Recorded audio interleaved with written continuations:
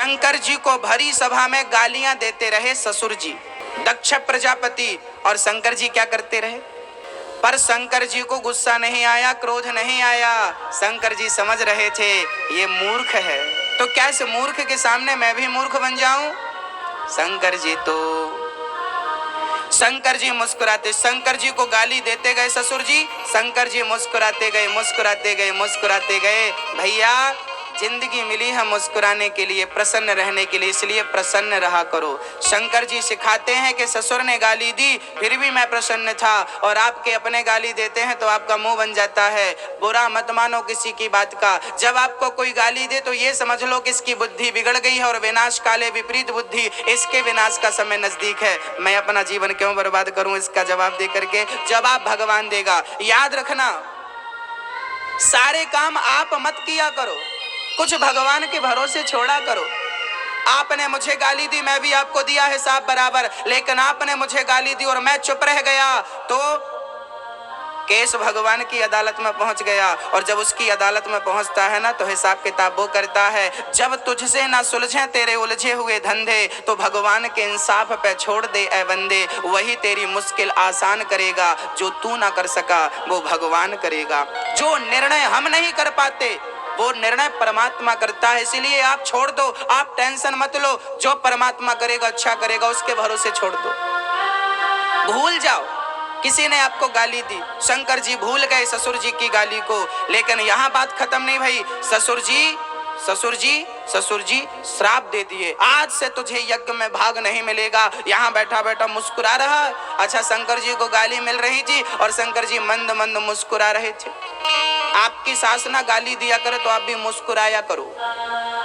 सास गाली देना तो बहू को मुस्कुराना चाहिए, बहू गाली दे तो सास को मुस्कुराना चाहिए। गाली के बदले गाली नहीं देना चाहिए। क्यों? क्योंकि बताओ, आपको कुत्ता काटता है तो क्या आप भी कुत्ते को काटते हो?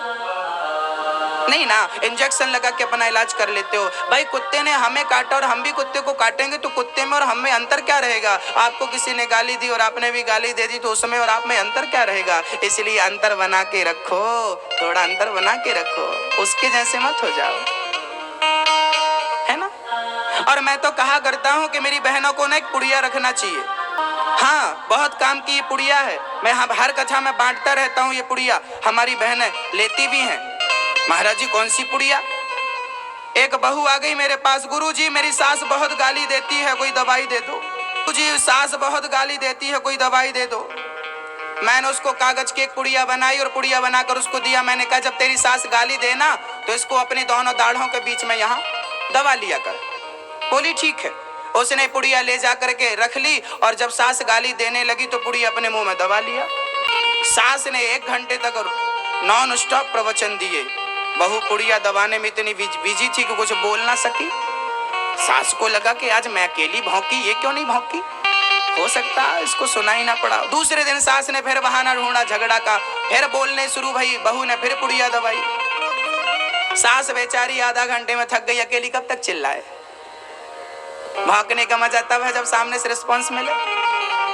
तीसरे दिन सास ने फिर चिल्लाना शुरू किया, बहू फिर पुड़िया दबाई। बेचारी 15 मिनट में ठंडी पड़ गई। और चौथे दिन तो 5 मिनट में, और 5वें दिन तो गजब हो गया। 5वें दिन सास पहुंच गई, बेटा बेटा तुम मेरी बहू नहीं हो, तुम मेरी बेटी हो, गले से लगा लिया। बहू दौड़ी दौड़ी मेरे पास आई, गुरुजी आपकी पुड़िया ने कमाल कर दिया। क्या दिया आपने? मैंने कहा देख क्या है उसमें। देखा, बोले गुरुजी इसमें तो कुछ नहीं है। मैंने कहा कुछ था ही नहीं, मैं कोई भभूति थोड़ी देता हूं।